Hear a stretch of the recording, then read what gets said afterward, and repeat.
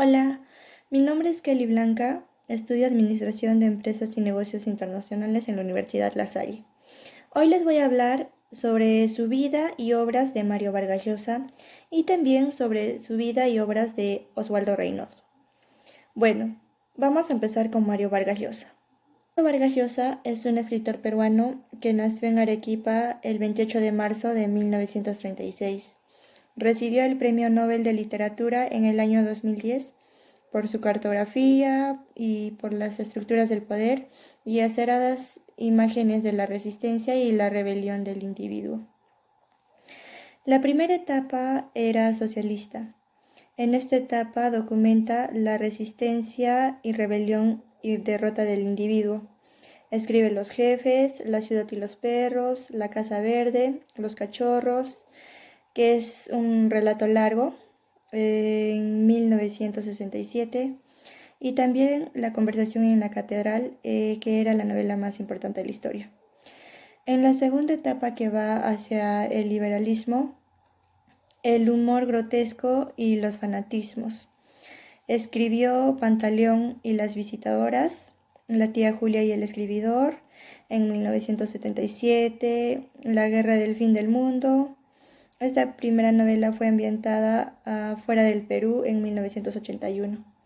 Y en los años 80 ya era liberal y escribe la historia de Maita, quien mató a Palomino Molero, elogió a la madrastra, y también tenemos lo que estaba en la tercera etapa, que esta novela revela la violencia política y el erotismo, y también está ambientada en la República Dominicana.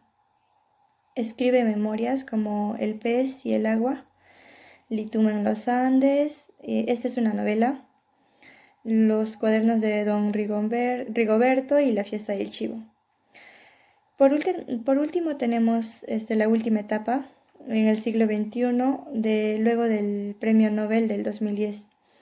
Escribe El paraíso a la otra esquina, Travesuras de la niña mala, El sueño de Celta, y también El héroe discreto, Cinco esquinas, entre otras. Ahora les voy a hablar sobre este libro que he leído, sobre los cachorros y la tía Julia y el escribidor. Vamos a comenzar primero con el análisis de los cachorros. Los cachorros, esta nos narra la tragedia de Cuéllar, del colegio Champagnat de Miraflores. El autor nos describe cómo era Cuéllar. Era chanconcito pero no sobón. Hasta que se produce ese fatal accidente, Cuéllar es atacado por un perro llamado Judas y le mordió los órganos genitales. A partir de ese momento, Cuéllar ya no era lo mismo. Cuéllar ya no era el mismo. Empezó a sacarse malas calificaciones. Los profesores lo aprobaban solamente porque le daba pena. Él se vuelve agresivo con sus amigos. Cuéllar en la adolescencia, su conducta era insoportable. Sus amigos empezaban a tener enamoradas, pero Cuéllar no. Un día Cuéllar conoce a Teresita y se enamora.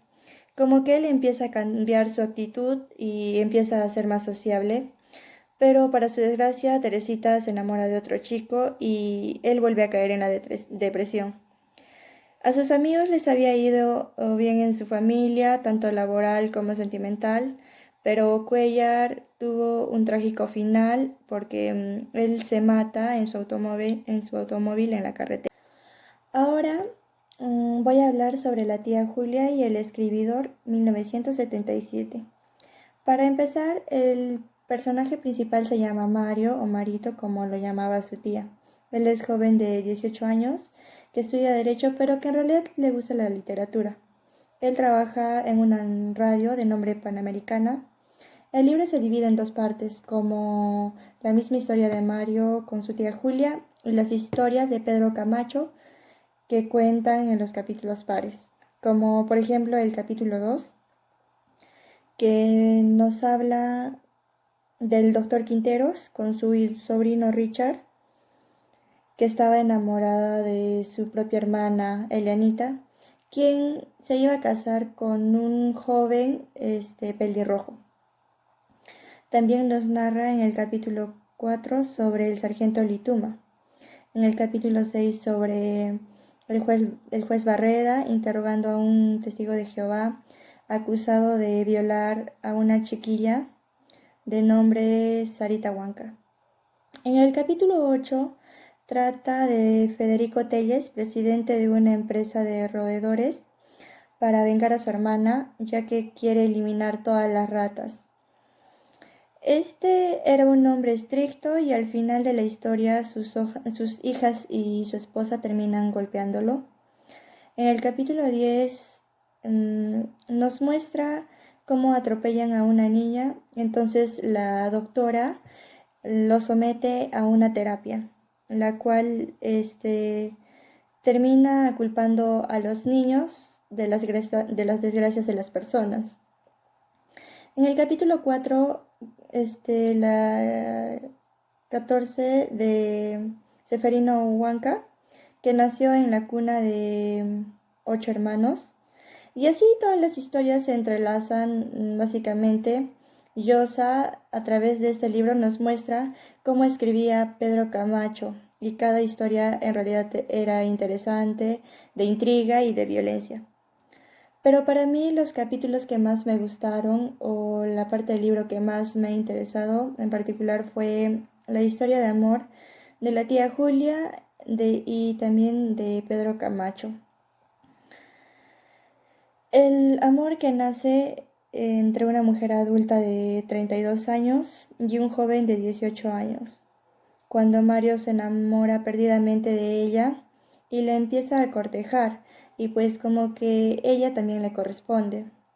Nos cuenta de cómo la familia de Mario no acepta su relación, y ante esta situación las ganas de querer casarse e ir de pueblo en pueblo a buscar un alcalde para que los casen, ya que no lo querían casar porque era menor de edad. Prácticamente a ellos no les importaba nada, sobre todo su padre de Mario, porque era un hombre dominante. Al final ellos terminan casándose a pesar de las críticas. Por otro lado, también tenemos la historia de Pedro Camacho, un boliviano que se dedica a escribir radionovelas.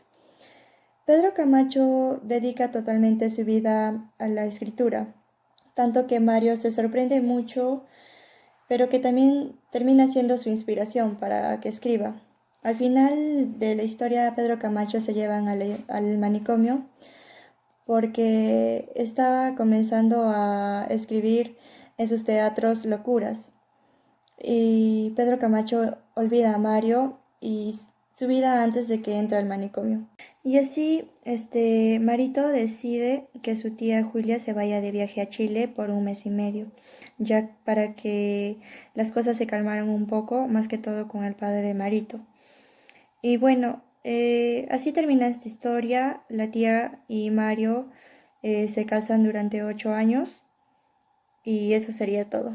Ahora vamos a hablar sobre la vida y obra de Oswaldo Reynoso y hacer un análisis breve sobre algunos de sus cuentos. Fue uno de los escritores más destacados en el Perú contemporáneo. Nació en Arequipa, Perú, el 10 de abril en 1931 y falleció en el 2016. Estudió en la Universidad Nacional de San Agustín, en Arequipa, y en la Universidad Nacional de Enrique Guzmán y Valle de la Cantuta, en Lima. También era profesor. Entre sus obras más importantes tenemos a Luzbel, que fue publicada en 1955 y empezó con este poemario. Luego tenemos Los Inocentes en 1961. En esta obra destaca el lenguaje de los jóvenes de las grandes urbes.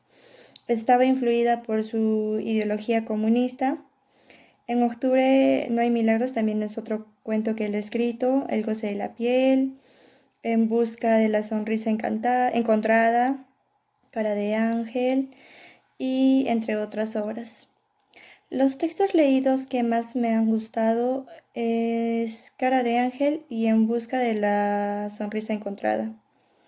Bueno, hoy les voy a hablar un poco sobre Cara de Ángel. Cara de Ángel, Reynoso nos relata la historia de un adolescente llamado Cara de Ángel, porque tenía un rostro suave y bonito. Sus amigos lo llamaban María Bonita, pero a él no le gustaba nada que lo llamen así. A Cara de Ángel le gustaba una chica de nombre Hilda, la hermana de Corsorio. Cara de Ángel siempre ha querido ser un verdadero hombre, pero él siente que tiene una baja autoestima y pues de que él no puede comprarse nada, no puede comprarse ropa, porque le tenía miedo a su madre o porque su madre se enteraba de todo.